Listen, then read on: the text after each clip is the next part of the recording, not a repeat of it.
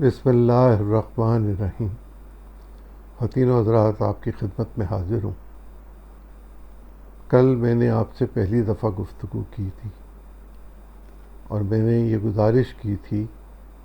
کہ جو کچھ ہونے جا رہا ہے اس کو تو ہونا ہی ہے، جو ابھی نہیں ہوا اس کے بارے میں بھی ذرا بات کر کے دیکھ لی جائے۔ لیکن اس سے زیادہ ضروری یہ ہے کہ ہم جس جمہوریت کی بات کرتے ہیں اس کے کہاں سے جنم ہوتے ہیں اور کیوں کر وہ جنم پوری طرح نہیں ہو سکتے، اس پر بھی بات کر لیجیے۔ یہ سیاسی جماعت کیا ہوتی ہے، اسے کیا ہونا چاہیے، اس کا نظم و ضبط کیا ہونا چاہیے، اس کے اغراض و مقاصد کیا ہونے چاہیے، یہ بھی ہمیں سمجھنے کی ضرورت ہے۔ سیاسی اصطلاح میں سیاسی جماعت ایسے لوگوں کا ایک گروہ ہوا کرتی ہے جو آئینی اور قانونی طریقے کے ساتھ پرامن رہتے ہوئے اقتدار کے حصول کے لیے قانونی طریقے کے ساتھ کوشش کرے۔ یہ اب آپ دیکھ لیجئے کہ پاکستان میں کون کس طرح کوشش کرتا ہے اور کیا یہ شفاف، آزادانہ، منصفانہ، غیر جانبدارانہ انتخابات کی طرف خود بخود چلے جاتے ہیں، یہ ہوتے ہیں، یہ نہیں ہوتے، انہیں انجینئر کیا جاتا ہے، ان کو کسی طرح موڑا جاتا ہے، لوگوں کے پاس چوائس ہوتی ہے یا نہیں ہوتی ہے۔ لیکن ایک بات اپنی جگہ پر موجود ہے کہ ہمارے آئین کی دفعہ 17 کے تحت ہر شخص کے پاس یہ حق ہے، بنیادی حق ہے اس کا، کہ وہ کسی بھی سیاسی جماعت کا رکن بن جائے۔ کوئی ریاست، کوئی حکومت، کوئی شخص مجھے یا آپ کو کسی سیاسی جماعت کا رکن بننے سے نہیں روک سکتا، لیکن سیاسی جماعت کو قانونی تقاضے پورے کرنا ہوتے ہیں، آئینی طریقہ کار کے مطابق چلنا ہوتا ہے اور اس کو ان تمام ضرورتوں کو پورا کرنا ہے جو وقتاً فوقتاً قانون کے تحت روبہ عمل ہوتی ہے۔ اس وقت پاکستان میں 168 سیاسی جماعتیں پاکستان الیکشن کمیشن کے پاس انتخابات کے لیے رجسٹرڈ ہیں، اور آج ایک نئی جماعت کا اضافہ ہوا۔ میرا یہ خیال ہے کہ ابھی 2 3 4 اور جماعتیں سامنے آئیں گی اور شاید یہ 172 کا نمبر ٹاپ جائیں گی۔ آج کی جماعت پر بات کرنے سے پہلے، جو آج بنی اس پر بات کرنے سے پہلے، میں یہ مناسب سمجھتا ہوں کہ یہ دیکھ لیا جائے کہ کیا پاکستان کے اندر جو سیاسی جماعتیں کام کر رہی ہیں ان میں جمہوریت ہے یا ان میں موروثیت ہے، ان میں اقتدار حاصل کرنے کے لیے، جماعت کا اقتدار حاصل کرنے کے لیے انتخابات ہوتے ہیں، ان کی ممبرشپ ٹھیک ہے، ان کا چندہ ٹھیک طریقے سے آتا ہے، کیا وہ انتخاب اچھے طریقے سے ہوتا ہے، کیا اس انتخاب کو قانونی ذریعے سے ہونے والے انتخاب کے ذریعے جو نتائج حاصل ہوتے ہیں اس کے مطابق کہا جا سکتا ہے۔ میرے خیال میں شاید کوئی 1 2 جماعتیں ایسی ہیں جو اپنے اندر جمہوریت رکھتی ہیں۔ اگر سیاسی جماعت کے اندر جمہوریت نہ ہو تو طرز عمل میں جمہوریت آ ہی نہیں سکتی، طرز حکمرانی جمہور کے مطابق ہو ہی نہیں سکتا۔ جمہور کی آواز کے ساتھ چلنا سیاسی جماعتوں کے لیے بہت ناممکن ہو جاتا ہے، اس لیے کہ جب پریشر گروپ کام کر رہے ہوتے ہیں تو سیاسی جماعتیں اپنے پریشر گروپس کے تحت ان کے دباؤ میں آ کر ایسے فیصلے کرتی ہیں جس سے ان کو تو فوائد حاصل ہو جاتے ہیں، لیکن آپ کو، مجھے، عام آدمی کو اس کا صرف نقصان ہوتا ہے۔ اس وقت پاکستان کا کوئی شخص ایسا نہیں جو ٹیکس نہیں دے رہا۔ کل ٹیکس کی تقریر آئے گی، کچھ نئے ٹیکس لگیں گے، کچھ میں رد و بدل ہوگا، کچھ ہمیں فالس قسم کی خبریں دی جائیں گی، کچھ ہمیں امید بندھائی جائے گی، کچھ ہماری آس لگائی جائے گی، لیکن یہ سب کے سب ایک کچے گھڑے کی طرح ہوں گے جو بیچ دریا کے ڈوب جائیں گے۔ آپ دیکھ لیجئے گا، اس کے علاوہ کچھ نہیں ہو سکے گا۔ جو پاکستان میں اس وقت 169 سیاسی جماعتیں ہیں، ان میں آخری جماعت ہے محترم جہانگیر ترین صاحب کی۔ جہانگیر ترین ایک زیرک انسان ہے، اس میں کوئی شبہ نہیں۔ وہ ایک پروفیسر تھے پنجاب یونیورسٹی میں غالباً پڑھایا کرتے تھے، انہوں نے پڑھائی لکھائی کا کام چھوڑ کر ذمہ دارہ اور پھر تجارت شروع کی اور پھر ایکسپورٹ کیا اور پھر پھل ایکسپورٹ کیا، جس کے نتیجے میں ان کو 4 چاند لگ گئے۔ کبھی وہ اے ٹی ایم بنے، کبھی وہ عمران خان صاحب کا نشانہ بنے، کبھی وہ عدالتوں کے چکر کھاتے رہے، اور ان کو اصل میں قربانی کا بکرا بنایا گیا۔ اور یہ قربانی کا بکرا بنانے سے پہلے ان کے علم میں تھا کہ ان سے جو ریویو پٹیشن داخل کروائی جا رہی ہے وہ اس لیے داخل کروائی جا رہی ہے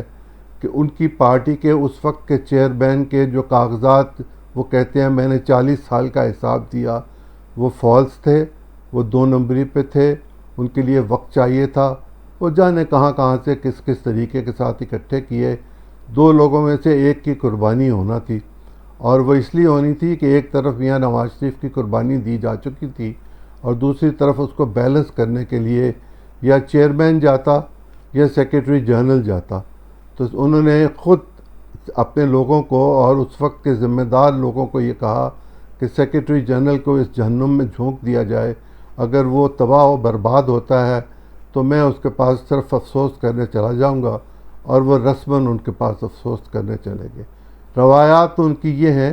کہ وہ اپنے عزیز و اقارب کے فوت ہونے پر فاتحہ پڑھنے نہیں جاتے، وہ جس جماعت کے چیئرمین ہیں اس جماعت کے بانی ارکان کے فوت ہونے پر وہ فاتحہ کہنے کو بھی تیار نہیں ہوتے تھے۔ پاکستان میں جو سیاسی جماعتیں ایک دوسرے سے الگ ہوتی ہیں اس میں آخری مثال پی ٹی آئی کی ہے۔ پی ٹی آئی سے پاکستان استحکام پارٹی بن گئی، ایک شاید پی ٹی آئی حقیقی بن جائے گی، ایک شاید پی ٹی آئی اور بنے گی، اور وہ پی ٹی آئی دوسری تیسری ہوگی، وہ بیچاری ہوگی، کہیں نظر بھی نہیں آئے گی۔ اس جماعت کے بارے میں کوئی ایسا فکرہ اس وقت نہیں کہنا چاہتا جو میں محسوس کرتا ہوں، لیکن میری یہ رائے ہے کہ اس میں بھی ایسے لوگ موجود ہیں جو کامیابی کے لیے نہیں، ناکامی کے لیے زیادہ کوشش کریں گے۔ یہ سب آزمائے ہوئے لوگ ہیں، یہ وہ سیاسی کارکن نہیں ہیں۔ کون ہوتا ہے سیاسی کارکن؟ سیاسی کارکن تو وہ شخص ہے جو بلدیات کا الیکشن لڑے، جیتے ہارے، صوبائی اسمبلی میں آئے، لوگوں کی خدمت کرے، حلقے کے لوگوں میں ہر دل عزیز ہو، پھر اس میں تجربہ ہو قانون سازی کا، حکومتی کام کا، حکومتی احکامات کو لے کر آگے چلنے کا، اسمبلی میں جا کے گفتگو کرنے کا۔ اسمبلی کی اپنی ایک زبان ہوتی ہے جسے پارلیمانی جمہوریت کی زبان کہا جاتا ہے، جو ہم نے گالی گلوچ اور بدتمیزی میں اور کرسیاں اٹھانے میں اور میزوں پر چڑھ کر کتابیں پھینکنے میں صرف کر دی، کسی اور کام پہ نہیں لگایا۔ وہ پارلیمانی جمہوری زبان جس میں کسی رکن کا نام بھی نہیں لیا جا سکتا، ان بیچاروں کو تو یہ بھی نہیں پتہ تھا کہ جب کوئی شخص تقریر کر رہا ہو تو اس کے سامنے سے گزرنا ممنوع قرار دیا گیا ہوا ہے رولز کے مطابق، لیکن یہ قانون ساز اسمبلی کے رکن بن گئے۔ اور دیکھیے کہ پچھلے 3.5-4 سال میں جو پچھلی حکومت کے تھے کتنی قانون سازی ہوئی، اور قانون سازی کے ساتھ سلوک کیا کیا گیا۔ نہ تو قانون سازی ہوئی اور نہ کوئی اچھا برتاؤ کیا گیا۔ وہ لوگ جو قانون سازی کرنا چاہتے تھے ان کو دھکے دے دیے جاتے تھے، انہیں پیچھے پھینک دیا جاتا تھا، ان کو بد دل کیا جاتا تھا، اور صرف ایک کام پر زور تھا کہ شام کو ٹی وی پر جاؤ اور جا کر گالی نکالو۔ یہ وہ سب لوگ جو مختلف پولیٹیکل پارٹیز کو گالی نکالتے رہے، ان پر الزامات لگاتے رہے، اب وہ ایک خاص مخصوص جگہ پر اکٹھے ہو گئے ہیں۔ کیا ان کو کسی نے اکٹھا کیا؟ میں یہ نہیں کہنا چاہتا کہ کسی نے اکٹھا کیا، میرا نہیں خیال کہ کسی نے اکٹھا کیا۔ کیا یہ انتخاب لڑنے کی صلاحیت رکھتے ہیں؟ میرا خیال ہے کہ ان کے لیے اپنے حلقوں میں جانا کو بہت آسان نہیں ہوگا، اس لیے کہ وہاں وہ فیملیز، وہ لوگ، وہ سیاسی کارکن، وہ سیاسی رہنما موجود ہیں جنہوں نے ان لوگوں کا مقابلہ کیا ہوا ہے، اور ان کو اپنی پرفارمنس بتانا ہوگی جو زیرو ہوگی، زیرو سے بھی کم ہوگی۔ بدتمیزی پر مشتمل گفتگو کے ذریعے انتخابی سیاست نہیں کی جا سکتی۔